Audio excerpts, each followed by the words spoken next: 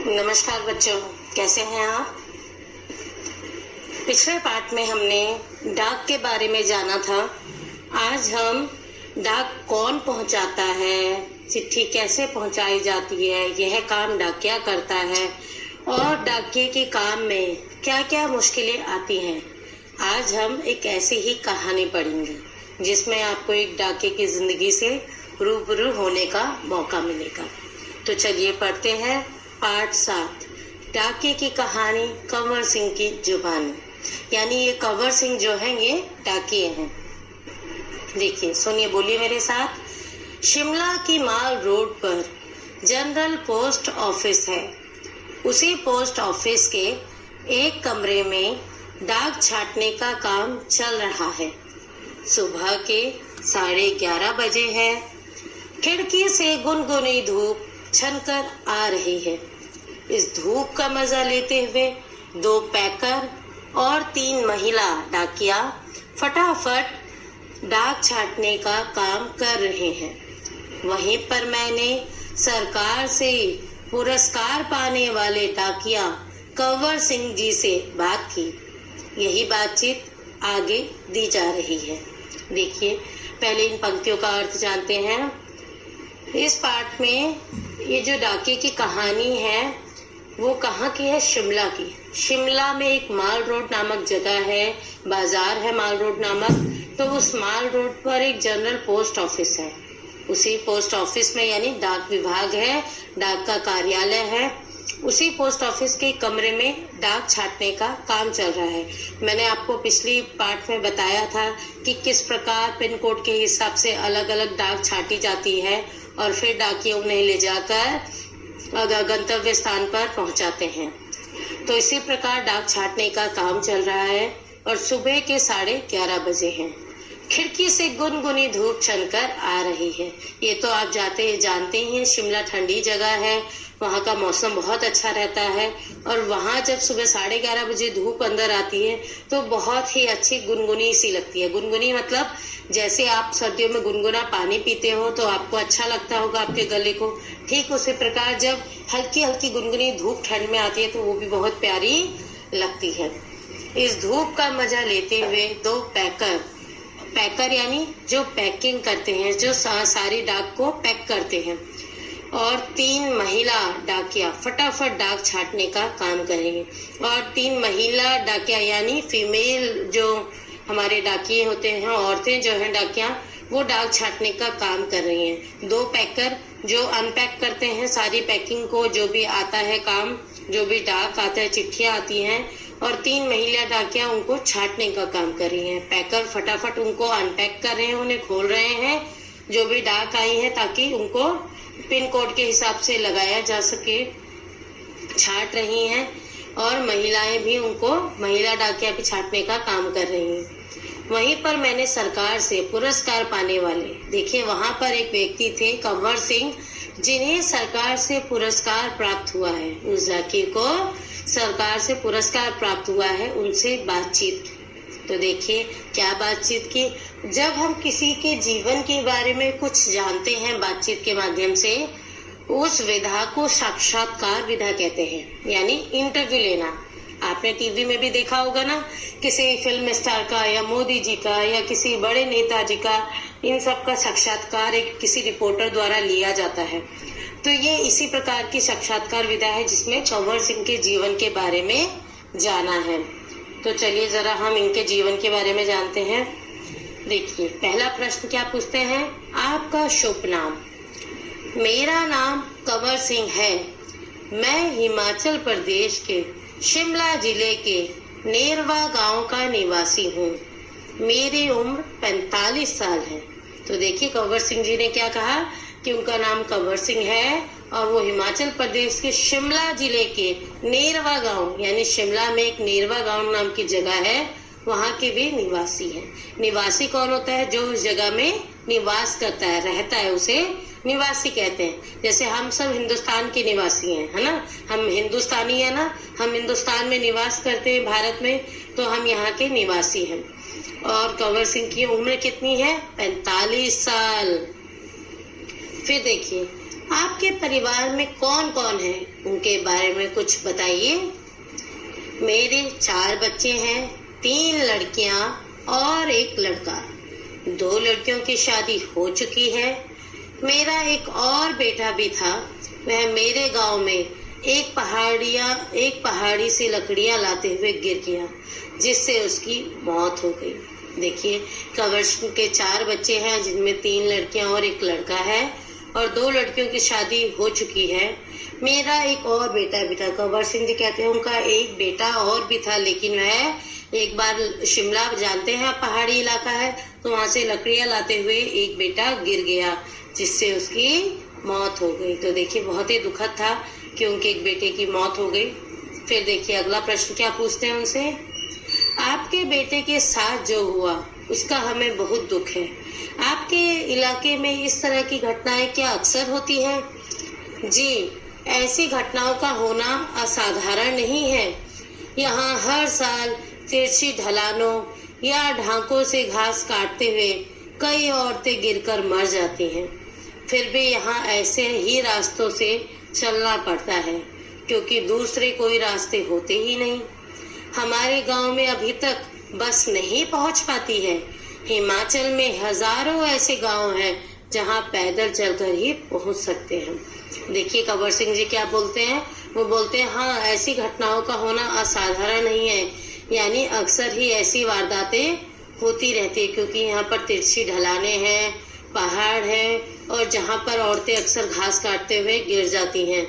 और चूंकि यहाँ पर कोई और रास्ता भी नहीं है, बस भी नहीं जाती, तो हमें इन्हीं रास्तों से गुजर कर जाना पड़ता है, और जहाँ हम केवल पैदल ही जा सकते हैं। तो ऐसी घटनाएं होना आम है। फिर देखिए, फिर आपके बच्चे पढ़ने कैसे जाते होंगे? मेरे बच्चे गांव के स्कूल में पढ़ने जाते हैं। स्कूल लगभग 5 किलोमीटर दूर है। मेरी एक लड़की 10वीं तक पढ़ी है, दूसरी 12वीं तक, तीसरी लड़की 12वीं में कक्षा में पढ़ रही है, बेटा 10वीं में पढ़ता है। देखिए, उनसे प्रश्न पूछा जाता है कि आपके बच्चे पढ़ने कैसे जाते होंगे। उन्होंने बोला, मेरे बच्चे मेरे गांव के स्कूल में ही पढ़ते हैं। स्कूल फिर भी कितनी दूर है? लगभग 5 किलोमीटर दूर। 5 किलोमीटर की दूरी बहुत दूर होती है बेटा। तो देखिए, चूंकि वहाँ पर गांव में और बाकी ज्यादा स्कूल नहीं होते, ज्यादा संसाधन नहीं होते हैं पढ़ने के, पढ़ाई के, इसलिए तो जो गांव में स्कूल था वहीं जाना पड़ता था। और उनकी एक लड़की 10वीं तक पढ़ी है, दूसरी 12वीं, और तीसरी भी 12वीं कक्षा में पढ़ रही है, और बेटा 10वीं में पढ़ता है। देखिए, इतना दूर होने के बाद भी उनके लगभग सभी बच्चों ने 10वीं 12वीं तक पढ़ा है, और अभी भी 2 बच्चे 12वीं में पढ़ रहे हैं, और एक बेटा 10वीं में पढ़ रहा है। अब देखिए अगला प्रश्न, आप जहाँ काम करते हैं वहाँ आपके अलावा और कौन कौन है? क्या आपको डाकिया ही कहकर बुलाते हैं? उत्तर में देखिए कंवर सिंह क्या कहते हैं। पहले मैं भारतीय डाक सेवा में ग्रामीण डाक सेवक था, अब मैं पैकर बन गया हूँ, पर हूँ वही नीली वर्दी वाला डाक सेवक। ये बोलते हैं, पहले मैं भारतीय डाक सेवा में ग्रामीण डाक सेवक था। ग्रामीण डाक सेवक कौन होते हैं? जो गांव-गांव में पत्र पहुंचाते हैं। अब मैं पैकर बन गया हूँ, अब ये पैकर बन गए हैं, पर हूँ वही नीली वर्दी वाला डाक सेवक। लेकिन अभी भी वो नीली वर्दी वाले ही डाक सेवक है, यानी अभी भी वो डाक सेवा अपनी देते हैं। अगला प्रश्न, डाक सेवक को करना क्या क्या होता है? मुझे बहुत कुछ करना होता है। चिट्ठियां, रजिस्ट्री, पत्र, पार्सल, बिल, बूढ़े लोगों की पेंशन आदि छोड़ने गांव-गांव जाता हूँ। तो देखिए कंवर सिंह कहते हैं कि मैं ग्रामीण सेवक से मैं पैकर बन गया, लेकिन फिर भी मुझे डाक सेवक का काम करना होता है। मुझे चिट्ठियां भेजनी होती है, रजिस्ट्री पत्र देने होते हैं। रजिस्ट्री पत्र क्या होता है? जब आप कोई जमीन लेते हो, नया मकान लेते हो, तो उसकी जो रजिस्ट्री होती है वो भी कई बार पोस्ट से भेजी जाती है, या कोई आधिकारिक पत्र होते हैं वो भी भेजी जाती है, तो उसे रजिस्ट्री पत्र बोलते हैं। बिल, किसी के बिल, बिजली का बिल, पानी का बिल, ये सब बिल भी लोगों तक पहुंचाए जाते हैं। और जो बूढ़े लोग, सरकारी रिटायर्ड लोग होते हैं, उनकी पेंशन भी वो छोड़ने बेचारे गांव-गांव जाते हैं। फिर देखिए अगला प्रश्न, क्या यह सब अभी भी करना पड़ता है? क्योंकि अब तो सूचना और संदेश देने के बहुत से नए तरीके आ गए हैं। फिर देखिए कंवर सिंह क्या उत्तर देते हैं इसका।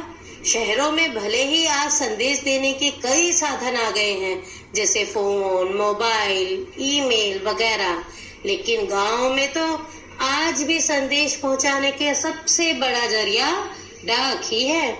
इसलिए गांव में लोग डाकिये का बड़ा आदर और सम्मान करते हैं। अपनी चिट्ठी आदि पाने के लिए डाकिये का इंतजार करते हैं।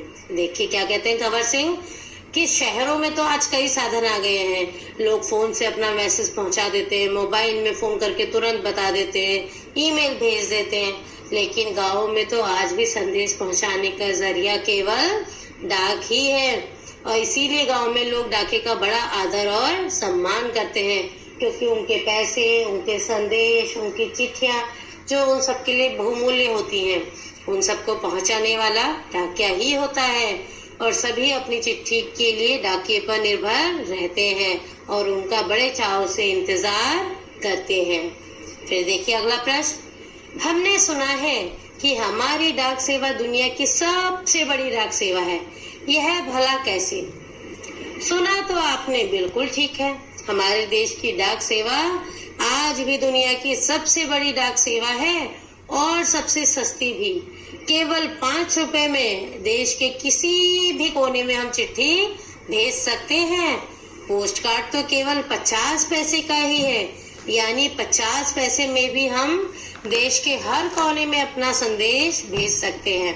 तो देखिए उनसे प्रश्न पूछा गया कि क्या हमारी डाक सेवा, भारत की डाक सेवा दुनिया की सबसे बड़ी डाक सेवा है, यह भला कैसे?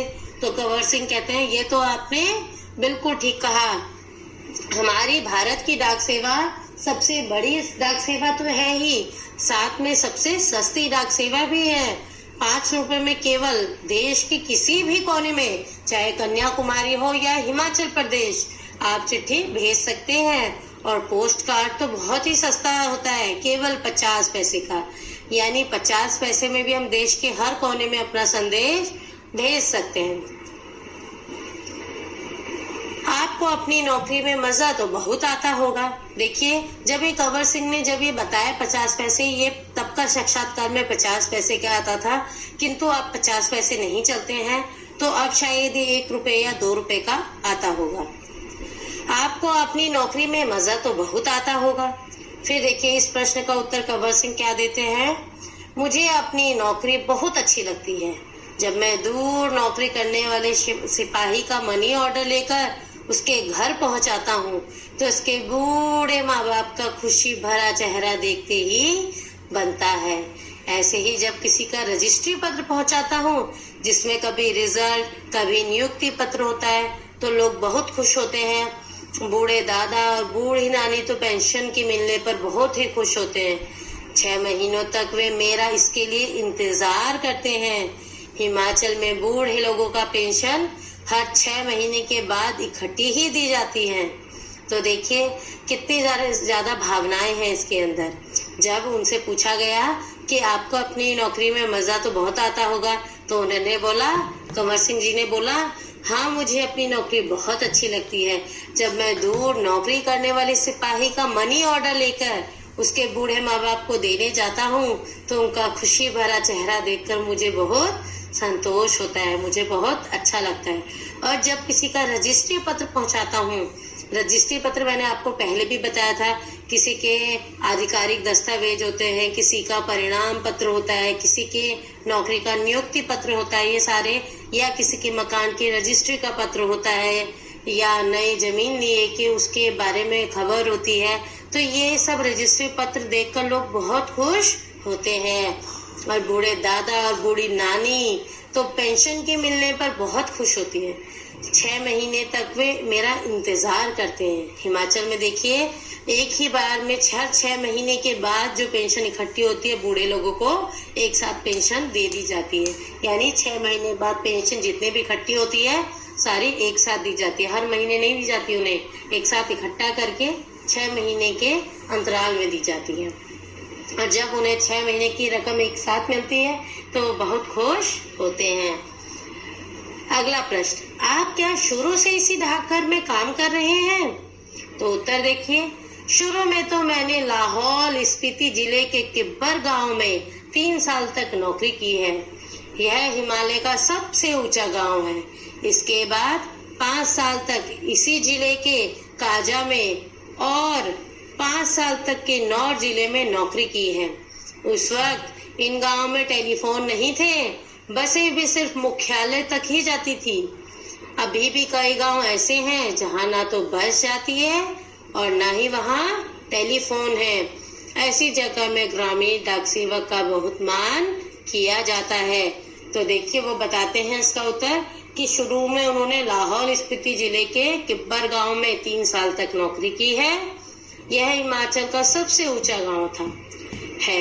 इसके बाद 5 साल तक उन्होंने इसी जिले के काजा में और 5 साल तक किन्नौर जिले में नौकरी की है। उस वक्त इन गांवों में टेलीफोन नहीं थे और जो बस की सुविधा थी वो भी केवल मुख्यालयों तक थी। जो मुख्य कार्यालय होते थे केवल वहीं तक थी। अभी भी वहाँ कई ऐसे गांव हैं ना जहाँ बस जाती है और ना ही वहाँ टेलीफोन है। ऐसी जगह में ग्रामीण डाक सेवक का बहुत मान यानी सम्मान, रिस्पेक्ट, आदर किया जाता है, क्योंकि वे अपने सारी डाकों के लिए इन्हीं डाके पर निर्भर रहते हैं। अगला प्रश्न देखिए, आप पहाड़ी इलाके में रहते हैं, जाहिर है डाक पहुंचाना आसान काम तो नहीं होगा।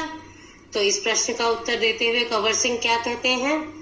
हाँ, मुश्किलें तो आती ही हैं। जब मैं किन्नौर जिले के मुख्यालय रिकांगपिओ में नौकरी करता था तो सुबह 6 बजे मेरी ड्यूटी शुरू हो जाती थी। मैं 6 बजे सुबह शिमला जाने वाली बस में डाक का बोरा रखता था और रात को 8 बजे शिमला से आने वाली बस से डाक का बोरा उतारता था। पैकर को ये सब काम तो करने पड़ते ही हैं। किन्नौर और लाहौल स्पीति हिमाचल प्रदेश के बहुत ठंडे तथा ऊंचे जिले हैं। इन जिलों में अप्रैल महीने में भी बर्फबारी हो जाती है। बर्फ में चलते हुए पैरों का ठंड से बचाना पड़ता है, वरना स्नो बाइट हो जाते हैं, जिससे पैर नीले पड़ जाते हैं और उनमें गैंग्रीन हो जाती है, जिससे उंगलियां झड़ सकती हैं। इन जिलों में मुझे एक घर से दूसरे घर तक डाक पहुंचाने के लिए लगभग 26 किलोमीटर रोजाना चलना पड़ता था। हिमाचल में एक गांव से दूसरे गांव की दूरी लगभग 4 या 5 किलोमीटर तक होती है। हिमाचल के गांव छोटे छोटे होते हैं। एक गांव में बस 8 से 10 या कभी कभी 6-7 घर ही होते हैं। इसलिए चलना काफी पड़ता है। चलना तो खैर हमारी आदत में ही शामिल हो चुका है। ग्रामीण डाके की जिंदगी में तो चलना ही चलना है। देखिए कितना मुश्किल है यह सेवा कर पाना भी, डाक सेवक बन पाना भी। देखिए ग्रामीण डाक सेवक की जिंदगी में क्या क्या चुनौतियां आती हैं, आपको इस उत्तर से पता चल ही गया होगा कि सुबह वो कितना ऊंचाई में थी वो जगह जहाँ पर उनकी ड्यूटी थी। सुबह 6 बजे उठ जाते थे, डाक का बोरा लेकर शिमला जाने वाली बस में डाक का बोरा रखते थे और रात को उसी बस से 8 बजे वापस आते थे। और किन्नौर और लाहौल स्पीति हिमाचल प्रदेश के बहुत ठंडे तथा ऊंचे जिले हैं और इन जिलों में अप्रैल से ही बर्फबारी शुरू हो जाती है और पूरे जनवरी फरवरी तक होती रहती है। बर्फ में चलते हुए पैरों को ठंड से बचाना पड़ता है, वरना स्नो बाइट हो जाते हैं। स्नो बाइट क्या होते हैं? बर्फ से इतने मोटे मोटे आपके पैर हो जाएंगे, पूरा नीला पड़ जाता है, उसमें गैंग्रीन हो जाती है, वो पूरे सुन्न हो जाते हैं आपके पैर, यहाँ तक कि उंगलियां झड़ भी सकती हैं। इन जिलों देखिए कितना कष्टकारी होता होगा इनके लिए। और इन जिलों में मुझे एक से दूसरे घर तक डाक पहुंचाने के लगभग 26 किलोमीटर रोजाना चलना पड़ता था। 26 किलोमीटर की दूरी बेटा बहुत होती है, तो उनको रोजाना कम से कम 26 किलोमीटर तो चलना पड़ता ही था। और एक गांव से दूसरे गांव की दूरी 4 से 5 किलोमीटर तक होती थी। और हिमाचल के गांव छोटे छोटे होते हैं। एक गांव में केवल 8 से 10 लोग ही रहते हैं, कभी कभी तो 6 या 7 घर ही होते हैं। और फिर दूसरे गांव में देने के लिए डाक उनको बहुत चलना पड़ता था। चलना तो अब खैर उनकी आदत में शामिल हो चुका था, लेकिन ग्रामीण डाके की जिंदगी में तो चलना ही चलना है। तो वो कहते हैं ग्रामीण जो डाकिया होता है उसकी जिंदगी भी बहुत कष्टकारी होती है। तो देखा आपने, उनकी जिंदगी भी बिल्कुल आसान नहीं होती। तो हर कार्य करने में कठिनाई तो आती ही है, किसी का काम थोड़ा आसान और किसी का इतना मुश्किल भी होता है। फिर देखिए अगले प्रश्न में क्या पूछा जाता है कंवर सिंह से। आपने बताया था कि पहले आप डाक सेवक हैं, अब पैकर हैं, इसके आगे भी कोई प्रमोशन है क्या? पैकर के बाद डाकिया बन सकते हैं, बस एक इम्तिहान पास करना पड़ता है। अभी तो काम के हिसाब से हमारा वेतन काफी कम रहता है। सारा दिन कुर्सी पर बैठकर काम करने वाले बाबू का वेतन कहीं ज्यादा होता है। पैकर का वेतन बाबू के जितना ही हो जाता है। अब तो डाकी की नौकरी में लगना भी बहुत मुश्किल हो चुका है। हम में से जितने डाके रिटायर हो चुके हैं, उनकी जगह नए डाकियों को नहीं रखा जा रहा है। इससे पुराने डाकियों पर काम का बोझ दिन प्रतिदिन बढ़ता ही जा रहा है। ना जाने आने वाला समय कैसा होगा। तो देखिए यह भी उनकी जिंदगी का कष्ट है, एक परेशानी है। देखिए कि काम ज्यादा है और वेतन उस हिसाब से उनका काफी कम है। उनको बाहर मैदान में, पहाड़ों में जाकर कष्ट झेलना पड़ता है, बर्फ में जाकर, और उनकी वेतन बाबू के वेतन के मुकाबले काफी कम है। जो आराम से कुर्सी पर बैठा रहता है उसका वेतन ज्यादा है, और जो जाता है पहाड़ों पर, बर्फ पर, उनका वेतन इतना कम है। खैर यह तो शिक्षा और परीक्षा पे भी निर्भर करता है। यदि आप ज्यादा पढ़े लिखे होंगे, आपकी नियुक्ति अच्छी पोस्ट पर होगी, ऊंची पोस्ट पर होगी, तो आपका वेतन ज्यादा भी होगा। किंतु एक डाके की जिंदगी में कितनी परेशानी, उनके काम में कितने कष्ट आते हैं, इससे आप कंवर सिंह की कहानी से भली भांति परिचित हो गए होंगे। तो देखिए अब ये बताते हैं प्रमोशन के बारे में कि पैकर के बाद आप डाकिया बन सकते हैं, बस आपको एक इम्तिहान यानी परीक्षा पास करनी पड़ती है। अभी तो काम के हिसाब से हमारा वेतन काफी कम रहता है। कंवर सिंह कहते हैं कि हम काम बहुत करते हैं, लेकिन उस हिसाब से हमारा वेतन काफी कम है। सारा दिन कुर्सी पर बैठकर काम करने वाले बाबू का वेतन कहीं ज्यादा होता है। पैकर का वेतन बाबू के जितना ही हो जाता है। कहते हैं जब पैकर बन जाते हैं तो उनका वेतन भी बाबू के जितना ही हो जाता है। अब तो डाकिये की नौकरी में लगना भी बहुत मुश्किल हो गया है, और जो अब पुराने डाकी रिटायर हो गए हैं, उनकी जगह पर नए डाकियों को रखा भी नहीं जा रहा है, जिसकी वजह से पुराने डाकियों का काम दिन प्रतिदिन बढ़ता जा रहा है। कहते हैं वो ना जाने आने वाला समय कैसा होगा। फिर देखिए अगला प्रश्न कंवर सिंह जी से पूछा जाता है, काम के दौरान कभी कोई खास बात हुई हो, आपको याद है? तो कंवर सिंह बोले, एक घटना आपको सुनाता हूँ। मेरा तबादला शिमला के जनरल पोस्ट ऑफिस में हो गया था। वहाँ मुझे रात के समय रेस्ट हाउस और पोस्ट ऑफिस चौकीदारी का काम दिया गया था।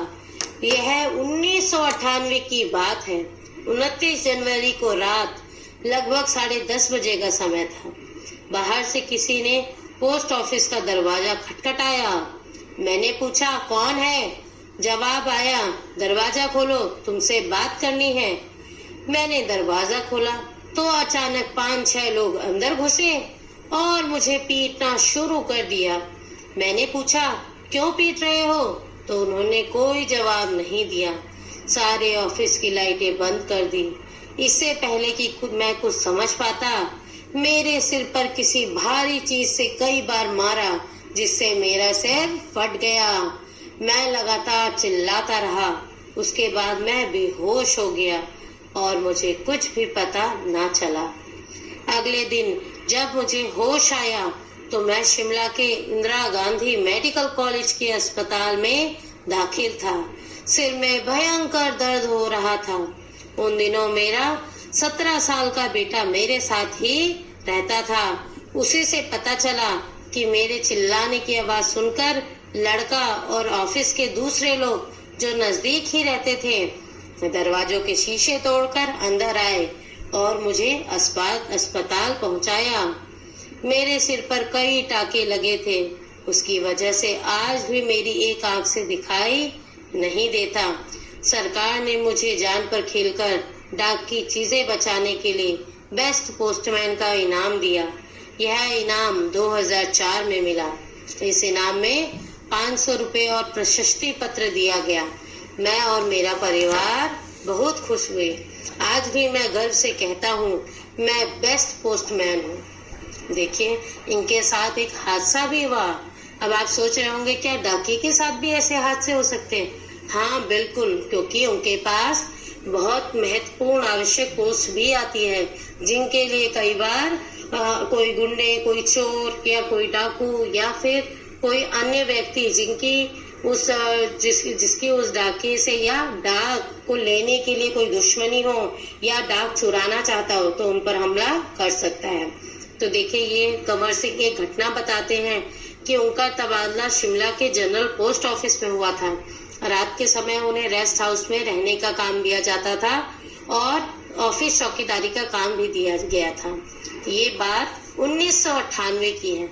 29 जनवरी की रात लगभग 10:30 बजे उनके पोस्ट ऑफिस के बाहर किसी ने दरवाजा खटखटाया। उन्होंने पूछा, कौन है? तो वह 5-6 लोग अंदर घुसे।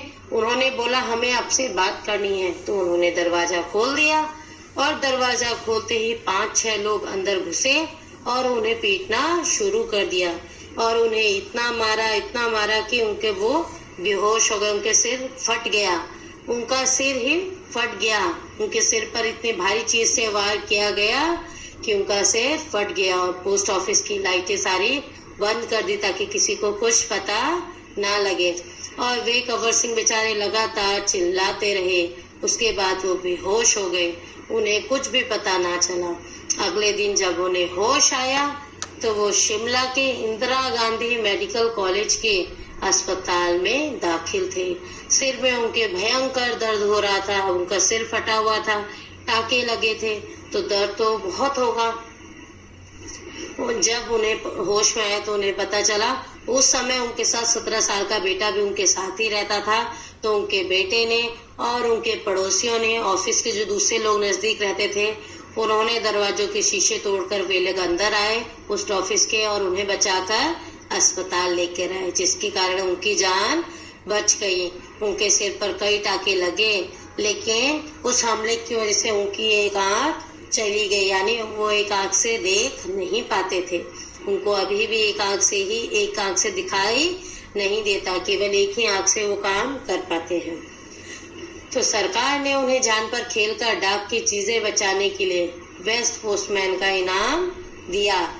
यह इनाम 2004 में मिला। देखिए, 1998 में उन्हें लगी थी चोट और 2004 में उनको फिर इनाम मिला और इनाम में 500 रुपए और प्रशस्ति पत्र दिया गया। प्रशस्ति पत्र मतलब एप्रिसिएशन लेटर, यानी तारीफ में जो उनको सर्टिफिकेट दिया गया उसको प्रशस्ति पत्र कहा गया।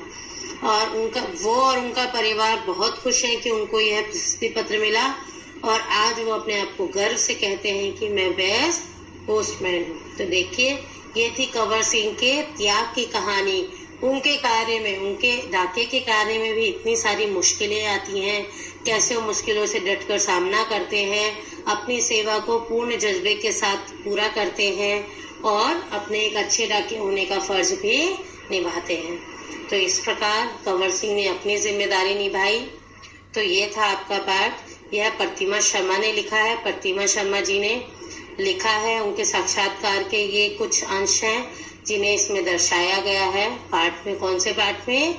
डाके की कहानी कंवर सिंह की जवानी। तो मैं आशा करती हूँ आप इस पाठ को अच्छी तरह समझ गए होंगे और साक्षात्कार विधा से परिचित भी हुए होंगे। अब हम मिलेंगे अगले पाठ के साथ। तब तक बहुत बहुत धन्यवाद।